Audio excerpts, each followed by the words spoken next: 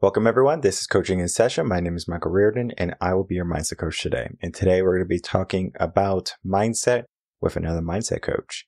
The conversation we have is going to be closely related to probably something that you're maybe a little bit too familiar with, and we don't necessarily want you to be doing that for the rest of your life. There are going to be moments when you might dive into it. Maybe you dip your toes into it occasionally. And that's going to be dealing with all the ideas of chronic overwhelm, including stress, anxiety, burnout, depression. If that is you, this episode is for you, because we talk about all of these different areas and we break them down so you can easily understand them and then begin to correct them in a way that's going to be appropriate for you. Stress is a good thing if used correctly, but sometimes we can be stressing about things that are outside of our control. Stress in certain levels can help you propel forward, give you momentum. If I'm stressed about deadlines and doing everything, for example, the podcast, I could be stressed about the podcast. I'm not. If I wanted to be stressed about the podcast, I would say, I got to get a guest. I got to get this episode out. I have to do this. And to be honest, I'm cool as a cucumber when it comes to the podcast. The only reason I'm probably cool as a cucumber is because I have created a system that makes my life super simple, easy. And then for me to have a system in place that I will never, ever get burned out. How did that happen? I planned for it.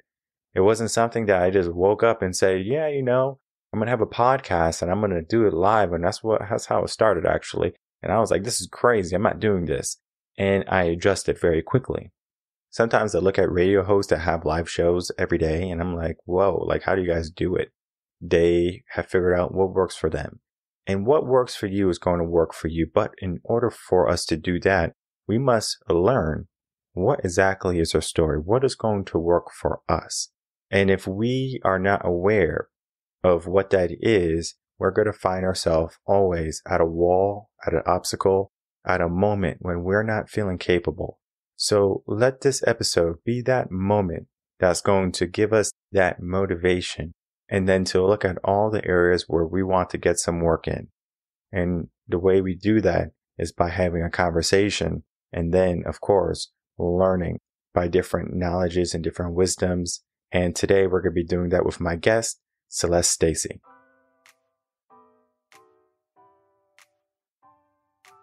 Welcome, Celeste Stacey, to Coaching in Session. How are you doing today? I am doing great, Mike. How are you? Doing well. Thanks so much for coming on. Today, I have you on as a mindset breakthrough coach, and mindset is something near and dear to my heart. I am a mindset coach, as everyone else is aware, and I just love mindsets, all the nuances to mindset. And I love speaking with other mindset coaches because 5 or 10 mindset coaches into a room, everyone's going to have different perspectives and different takes on certain things. And from there, you can start to look at things in a dynamic view where it's not going to be always a straight shot. So we're going to have a great conversation talking about your work. In your own words, tell the world who you are, what you do, and how you help. Sure. My name is Celeste Stacey. I am a mindset breakthrough coach. I'm a keynote speaker. I'm an organizational trainer. And I help chronically overwhelmed professionals get their lives back in a nutshell. What happened to their life in the first place? What happened to their lives in the first place is that they normalized, they justified, they rationalized, and they absorbed a life of chronic overwhelm that is stealing their joy completely. They are at a point in their life where they're feeling chronically this underlying current of mental restlessness that will not let them feel completely relaxed, will not let them feel free. And that's even if they are away from what they consider to stress them out. Say it's a job, say it's a family situation. Even when they're on vacation, they cannot get rid of that underlying current of mental restlessness that I call a hum. And we could talk about that further. I help them break free from that hum, and I help them live lives that they actually love, enjoy life again, actually become a participant in something that they actually want for themselves instead of being the fixer the go-to person, the over supporter in their lives. I can't imagine many people wanting chronic stress in their life. How is this something that readily available to everyone or seems to be in everyone's lives? That's a great question, Mike. Nobody wants to be chronically overwhelmed, but I think what happens is people don't really understand what it is because it is conflated with so many different things. It's confused with stress. It's confused with anxiety. It's confused with burnout a lot. And I think it's important to recognize the difference between stress and anxiety and chronic overwhelm. And there's two types of overwhelm. There's acute and there's chronic. And really understanding those various degrees of feelings and how we slowly allow them to creep into our lives and we call it life. To answer your question, people don't necessarily want those things to come in, but if you don't recognize when something is coming in, you tend to accept it until it gets too late. And so with chronic overwhelm, it is a process. It is not an outcome. Burnout is the outcome of chronic overwhelm. We do not want to get to burnout. And depression is something completely different. That's another thing that is confused with. Until we understand these various degrees, like, for example, chronic overwhelm is like the unchecked high blood pressure and unchecked cholesterol that leads to that heart attack or stroke that is burnout. Until we understand those differences, they're always going to creep in. And in various degrees, we all experience them, but it's not until we experience them over an extended period of time that we let them seep into our being until it becomes what we know as our lives, that it becomes that chronic overwhelm, and it's very, very dangerous. So chronic overwhelm, it seems like it has many different faces: stress, anxiety, burnout, depression. And I always love to give a picture to the face. Can we give some examples? I know we gave like a blanket one. It could be in your career, it could be in your family, but can we go down the list of examples of something that's a teenager? You might be stressed about a test that you have to take, or you have to do like a recital or something. So you're stressed. It could also be anxious, that you're anxious that someone's not going to ask you out to prom. Like, we can go down the list of real life examples. It doesn't matter the age. You can use kids, teens, adult. I think it's going to give a wide range for people to start to see it, because when we talk about stress and anxiety, everyone just kind of lumps it together, and then it becomes very confusing until you start to unwrap it and say, this is what this is. Exactly. And so I'll use like a common example for a work environment. Stress is something that we all experience. Stress is simply body reaction, a physical response to something that is unexpected for us. Take, for example, I love to use either going on an appointment or getting something done at work. So take, for example, you have a deadline, and that deadline for your work or your school project is moved up, it's moved closer. That is going to invoke some stress in you, right? Oh my goodness, this deadline is shorter. I had this timeline planned out and now it's due sooner.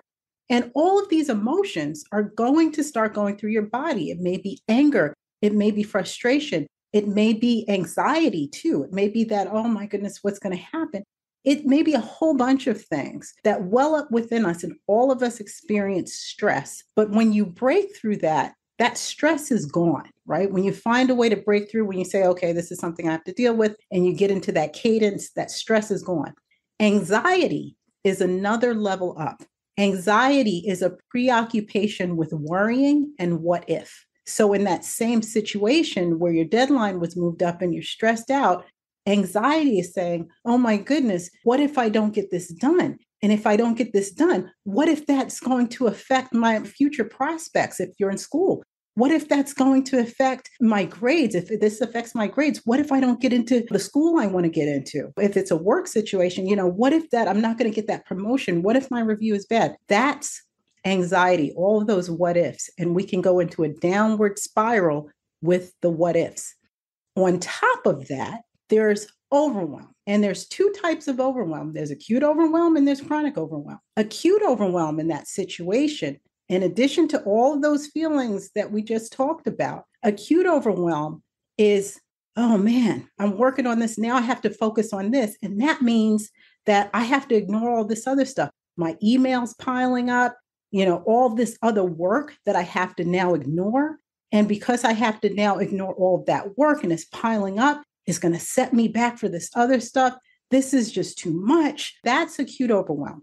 And acute overwhelm is picture taking like a snow globe. Have you ever seen a snow globe, Mike? Okay, picture taking a snow globe and shaking it up. When you shake up that snow globe, all the snow's all over the place. It looks like chaos you can't see, and then it settles, right?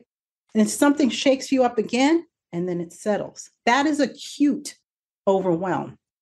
That is overwhelm in the moment to a situation that gets us heightened in stress and anxiety, and then it settles. Overwhelm encompasses stress, it encompasses anxiety, but they're not the same, right? They're not equal. People confuse it. Chronic overwhelm in that situation is when stress and anxiety and acute overwhelm happens so much and we normalize it so much that it is no longer heightened. It becomes like more of a duller feeling. We still feel a sense of helplessness, but we feel like there's nothing that we can do about it. We just normalize it. Pretty soon we justify it and rationalize it, and it becomes part of us. Burnout is outside of that. That is the extreme. Burnout is the outcome of unchecked chronic overwhelm. And burnout is literally a ceasing to function. So when you get to burnout, you are at the point where some people may call it a breakdown. Some people may call it like this traumatic event. When you are at burnout, you are literally ceasing to function. You are no longer productive, or your productivity is 10% or less. You are emotionally depleted to the point where you are ready to go into some sort of institution, or you are at the point of extreme crisis. That is burnout. Depression is something completely different. And these all can be confused with each other because they have symptoms that overlap and they look the same. Depression is, and when I speak to people who are in depression or feel depressed, they tell me that depression feels like it is a struggle to go on just one more day. It is a struggle to stay alive just one more day. That's what depression looks like. Chronic overwhelm is not that.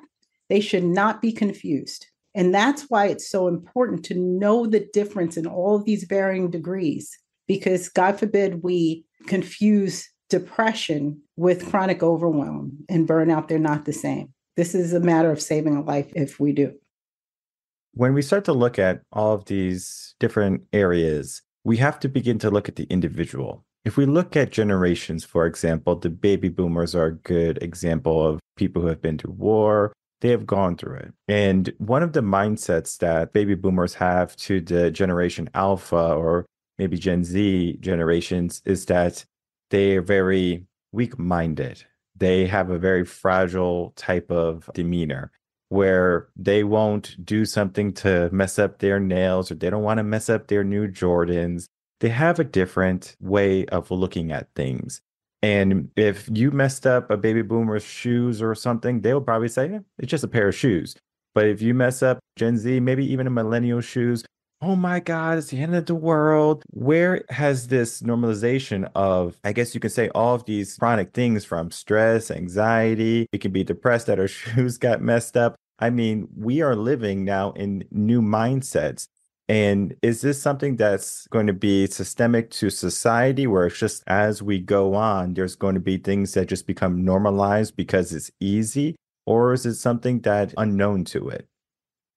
And so what I'm hearing is, because the world changes around us, does that mean that considered normal back then, where we had to just like suck it up? I'm not a baby boomer, but they had to just suck it up. And they were like, oh, you guys are soft. The things now that we're living in, this culture now is normalizing certain things where we say, I feel injured by this thing, like the Me Too movement, which is very important. For example, body positive movement, where there are people who are tired of being bullied for having more weight, having obesity. There's a body positive movement that says, hey, we're okay. And I feel injured now that you're talking about me. When we talk about the changes in generations and the changes in cultural environments, yes, there are changes in those environments. However, we're still individuals and we have internal worlds and wars that we're fighting. So for someone from another time or even from another experience in this time to say, oh, that's not even something that you should be worried about, get over it or whatever, they don't see your story. Each of us has a story, and that story started in our formative years, arguably. We take a lot of guilt and shame from our years up to the age of 18. From that, we make certain decisions. From that, we form different perspectives of the world. And from those perspectives, we either become overwhelmed or we don't. Each person is different. So, for example, you can have two kids, even twins, grow up in the same household with the same experience. However, the meaning that each of them gives to that experience could be completely different. Why? Because we're individuals. Even if someone tells us to think a certain way, the mind is a funny thing and it's going to go its own way anyway. One twin can say to the other twin, we grew up in the same household. Stop your complaining. But that's that twin's view. The other twin is saying, you know what? I saw the same thing that you saw. And this is the meaning I got from it. This is the experience I had. There is no, oh, we grew up in a culture that's normalizing things. And so our mindsets are shifting in the same way. It will never shift in the same way personally. Culturally, yes. Personally, no, because we're individuals. I have a story. I'm not, because I say it quite a bit on the podcast, and I think I said it for past guests because it's just a brilliant story about the idea of perception. And it's very similar to what you said, how you can have two twins with just different views on how they grew up. And even in, my family, I have a brother, I have a sister, we have different views on how we grew up. I love growing up without lights and hot water and stuff like that. It made me tougher. I feel that made me a better person. However, some people will look at the situation. I can't believe you had to go through that. That was probably miserable. No, it was a blast because I learned that those things, hey, we can appreciate them or we can pedalize them. You're like saying, yeah, this thing right here is something I need. I want to live this grandiose life. And we get the view of an American dream. And it's not so much about talking just about the American dream. It's the idea of the end goal of what people want. They want maybe a house, right? The idea of home ownership. Maybe they want to start a family and they want to have a career where they can be successful, right? So we give ourselves a foundation, a blanket that we are good to go after. And if we don't get one of them, right? So we have our goals and we're not able to get them for some reason, or it's very difficult. We're not a homeowner. No one likes us. And we're not finding love. Our career, we don't like it. Our boss is a jerk or whatever. It's a bad situation. So now we start to feel like we're not worthy anymore because we're not even able to get the things that we dreamed of or the things that we once have idolized. How can we start to make steps toward progress when we feel inadequate? That's a great question. So all of those things that you just mentioned, the house, the car, all of these things, they are what I call the shoulds. It's natural when you grow up in a society that normalizes those shoulds and says, here is the bar. These are the standards. This is what you need to make to feel like you're worth anything, to show your worth. The first thing, and this is one of the hardest things to do, is challenge the stories you tell yourself about yourself in relation to the shoulds. When I talked about the fact that in our formative years, we create stories, and from those stories, we make decisions that change the trajectory of our lives potentially. As we get older and we become adults, we make more stories. And in those moments of decision are a whole lot of shoulds. And when we encounter a should and say, oh my goodness, I don't have this thing, and because of that, I do not feel worthy, it's important to really analyze and evaluate your own personal definition of value. So, for example, I work with people who are really conflicted by those shoulds. And so for one person, this person mentioned that they always wanted this huge house or whatever. But when they really looked at their lifestyle and where the house was located, they realized that what they liked, they wanted to live by the water. They loved seeing people walk by their window. And where that house was located, they would get none of that. And they said, well, why am I so fixated on this particular house? Because that house represented a certain status in society. That house was a way to say, hey, you've made it. However, instead of looking at a living space, I challenge to look at a lifestyle. How do you want to live? How do you want to feel most of it? And when people are able to focus on themselves as individuals, how they want to feel most of the time, then they really realize that there are a plethora of things open to them that doesn't necessarily play into the shoulds, but they create their own sense of value within. It's not as easy as just saying it because we are so deeply rooted in it. And that's why it's very, very important to be able to work with someone who can help you root that out. The first thing is to challenge the stories you tell yourself about yourself in relation to these shoulds. I love the idea about the shoulds too, because we should do a lot of things. We should be happy. We should go to the gym. We should eat healthy. We should be good sons and daughters. We should be great citizens. I mean, we have a lot of burden because now all of these shoulds are weighing on us, and now we're more stressed. Maybe we're anxious if we're doing it right or wrong. Looking at yourself as a person that is trying to juggle a lot. And this happens a lot with families that have a kid coming into the mix, right? Because they feel like they should do something to this kid or for this kid, right? I should be a good dad. I should be a good mom. I should be present. If my kid wants to talk to me or come in the office, I should put everything down to pay attention to them. And there's different schools of thought when it comes to raising a child. I do want to get your take on mindset because we talked about how culture and generations can kind of move on. And I'm not sure if you have heard the statistic. Millennials are the most active generation in their kids' life. I believe 71% of millennials are extremely active in their kids' life. And the reason is because their parents were not in their life. They wanted their parents to say, I love you, son. I love you, daughter. Going to their games and recitals and doing things with them, playing with them, running with them. Now they're filling in that gap that they didn't have when they were growing up. But the issue, even though it's not an issue yet, is that child is going to have that and they could take it for granted because they don't understand what they had. Sometimes we have to look at the things that happen, the things that are missing for us to start to make some changes, for us to say, you know what, that wasn't good. I want to make the changes. But if it was always present, we can take it for granted. There's a whole dynamic to that. But what's your take on raising children, going on to next generations, and then filling in the gaps that we might have felt were missing for us?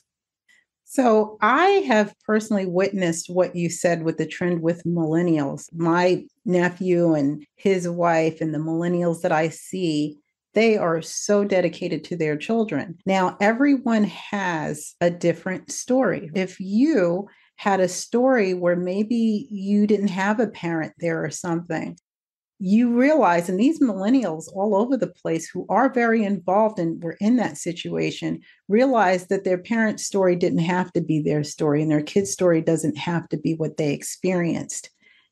Also, again, I emphasize that every person's story is unique. If you grew up in a nuclear family, whether it was back then or now, and of course, it's your frame of reference, it's something you take for granted.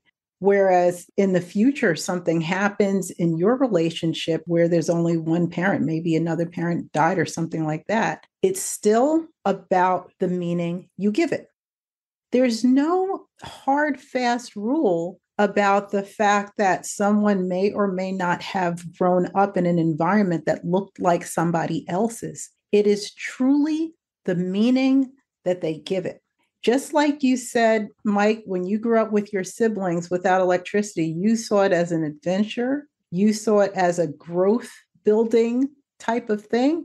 And they may have looked at it and said, you know, that really stunk. That was horrible. It's going to be the same way with everyone else in those situations. The one thing to know, and what I love to say, is that you are the constant. No matter what environment you are thrown into, no matter the chaos, no matter the people around you, The most important thing to know is, who am I? What's my story? How do I feel about this outside of what it's supposed to look like? So many of us miss the jewels that are all around us in life because we think something is supposed to look a certain way. And we're looking for that one thing that looks like that. And all around us is the answer. I invite your listeners, your viewers, when you're in a situation where you're just like, I took it for granted that my parents were there for me. I'm just going to take it for granted that my kids are going to have the same thing or whatever. I invite you to broaden your view of what support looks like, of what love looks like, of what wholeness looks like in the context of raising a child. Does wholeness look like a couple that's together that's always fighting, but hey, you got both parents, right? Or does wholeness look like a loving, supportive environment that may be raised by one person, a community, a grandmother, a grandfather, a sibling, an aunt, and uncle? What does that look like? And what is the outcome that I want the recipient of my love to look like? What is that outcome that I want them to have? So if I'm raising a child, does it really matter how many people are raising that child with me? Or does it matter that that child feels healthy, whole, and supported? It's powerful because sometimes to stay in our story, where if we don't have a perfect situation, because we can easily look at other people's situations, we can look at movies with the happy endings probably 95% of the time. And then when we don't have that happy ending ourselves, we say, boo hoo, why me? And we do have to begin to take action too, but understand where we're coming from. Because if we are just going to take action where someone else has begun, we are not going to be taking our journey for what it truly is. We have to start from where we are. That means if you have no lights or no power and stuff like that, my kid will probably never go through that. But at the same time, I'll probably take them camping, and then for them to understand the aspect that what we have is because we make progress. I know what I want to do as a parent is progress. I want to teach progress. How if we're here and we're in a good place, how can we be better, right? Even if it's just a fraction better. And then even if you choose to stay the same, is there a benefit to that? If you choose to take a step back, what's the benefit to that? Because maybe I created something like this whole podcast and like the whole business. This is a lot of work. I don't expect for my kids to carry this, torch, this baton. It is daunting. And I don't expect everyone to do what I do because I understand that everyone has a different mindset, different work ethic. They have their own life. My life is not going to be instilled onto my kids. They get to choose to walk their own path, and I'm going to be there to support them in whatever path they want to go on. Because I can't be one of those baby boomers saying, oh, in my generation, I had no power, no lights, and I had to eat moldy bread. There is no benefit for me to do that. Only benefit is to make sure that they have the best situation, that they can propel themselves in whatever direction that they want to go. And if they fall for some reason, you're there to catch them, you're there to support them. That is my view on parenting in a nutshell. And you know what? I could talk to you probably all day. Me and you could do 3 hours of conversation. Absolutely. And we will have a wonderful conversation. I just love talking mindset with other mindset coaches. And I can tell that you truly love your work. And I can tell that your clients, they're in really good hands. But I do want to wrap this up. But before we do that, I want to get some final words from you and then for you to tell the audience where they can find you. Absolutely, Mike. Thank you. And of course, it's a pleasure to be here. And I feel like we could talk forever too. I love speaking with like minds. What I would leave with your audience is that if you find that you are having difficulty feeling completely relaxed, no matter what you do, if you find it difficult to focus on one thing without feeling like it's at the expense of another, if you label yourself a perfectionist, if you're the type of person who ruminates and your mind's constantly running, those are signs of chronic overwhelm. It does not get better. Get help because it leads to worse things. As far as where to find me, I'm going to leave a special link for your listeners, Celeste Stacey.com, and that's Stacey with an EY /talk. If you feel you're in that situation, 100% free. You can connect with me. We'll determine whether you are really in chronic overwhelm. And if you are, we'll talk about next best steps to help you get your life back. And they can also connect with me directly on LinkedIn at Coach Celeste Stacey, and on Instagram, which my Instagram is anorexic. I want followers. And that is at Coach Celeste Stacey. Perfect. And I'll make it easy for everyone. All the links are going to be in the description box below. So click those links, follow her, connect with her, learn more about what Celeste is doing to help individuals, help the world be in a better mindset, be in a better place. Because as she said, we all have a story, but we can't always let our story define us. All right, everyone. I'd like to thank you so much for tuning into that interview with my guest, Celeste Stacey. What went on is a wonderful mishmash of mindset, because mindset can be whoa everywhere. And I mean, I've had conversations with mindset coaches where it went very different, and not different in a bad way, just different in a different way. I love speaking with mindset coaches because you're not going to get the same mindset from just working with one mindset coach. And that's why I have all these wonderful coaches come on coaching in session. You can be the same thing, a mindset coach, a life coach, a career coach, a relationship coach. To be honest, it doesn't matter what type of coach you are. The only mission that needs to be there is that you want to help people, that you want to help the world go down a road where people understand that they have the power, they have the potential, they have the choice. And sometimes that choice is going to be stripped away from us. We do it sometimes unknowingly, where this happens and we give up and we relinquish our power. But we can be reminded. We can be reminded that we don't have to live in despair. We don't have to live with chronic overwhelm. We don't have to live in complacency or comfort. We get to choose how difficult or easy our life is. It depends on, I guess, your personality. If you are a person like me, the more challenging, the better. Easy is fun if you want to kind of go slow in the first lane on the highway. But for me, I like driving fast. I like being in the third lane. That's just me. That's my mindset. Which lane are you? Now, this is not to say stay in your lane, know where you need to be, right? You can change lanes, you can weave out, you can live this way and live that way, because how I lived when I was a teenager is very different than how I live now in my 30s. I'm not going to say that the things that I did when I was younger were a detriment and I should be ashamed of them. That was my building blocks. Those are the steps that helped me get to where I was. I couldn't understand what I wanted until I was going through what I was going through. And we all have these challenges that we have to go through in life. Sometimes we get a challenge or a moment and we say, why me? Why do I have to go through this? We don't use it as the lesson in for what it is. I'm going to get religious for a minute.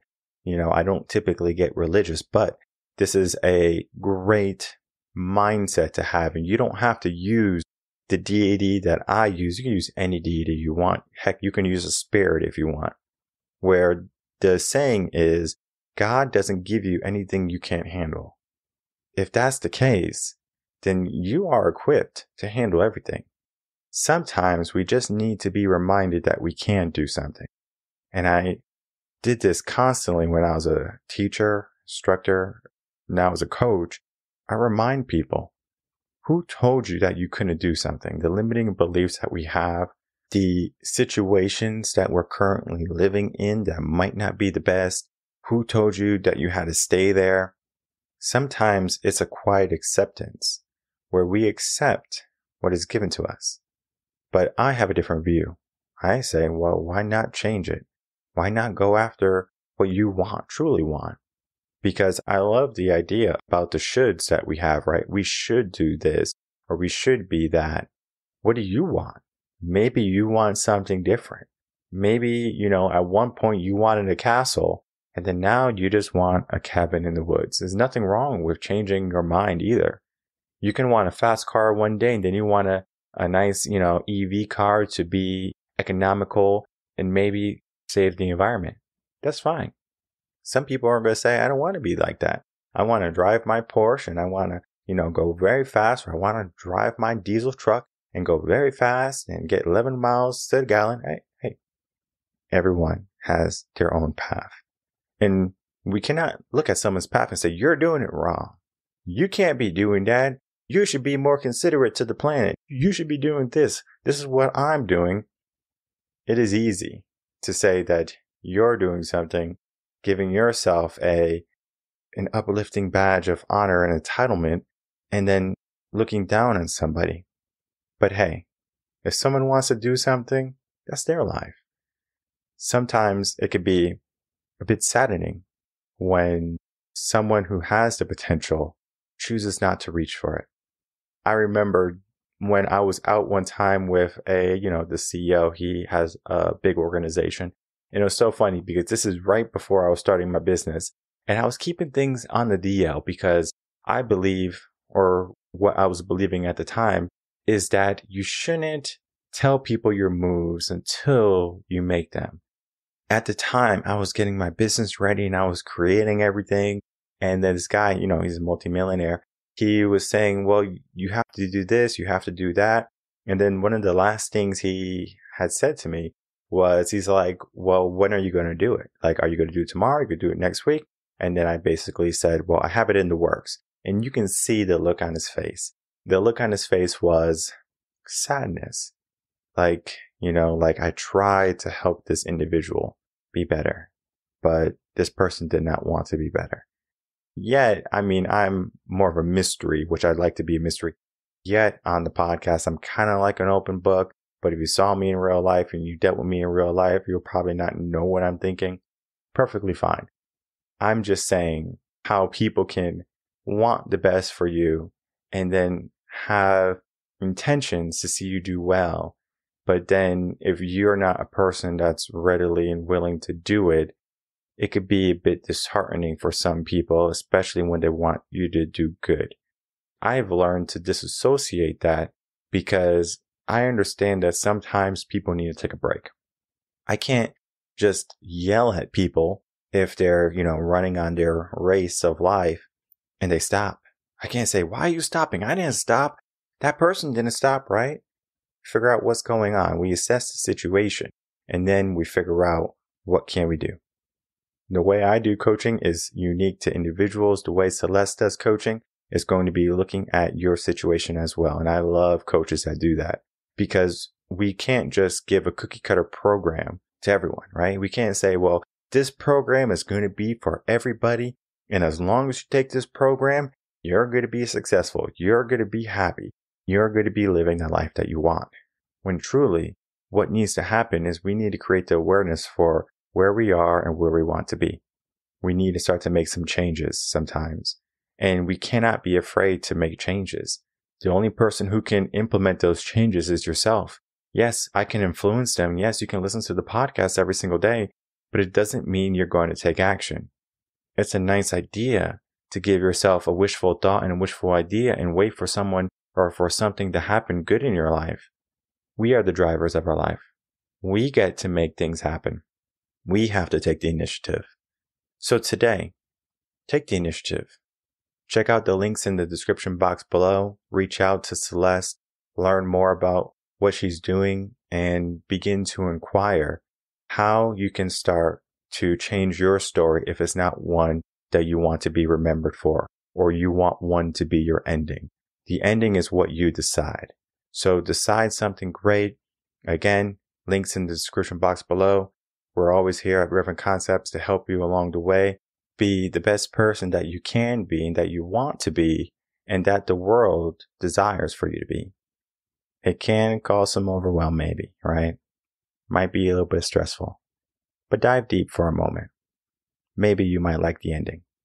My name is Michael Rearden. I'm a mindset coach. If you have any questions, email me coachinginsession@gmail.com, and I'll see everyone on the next episode of Coaching in Session. Until then, everyone take care.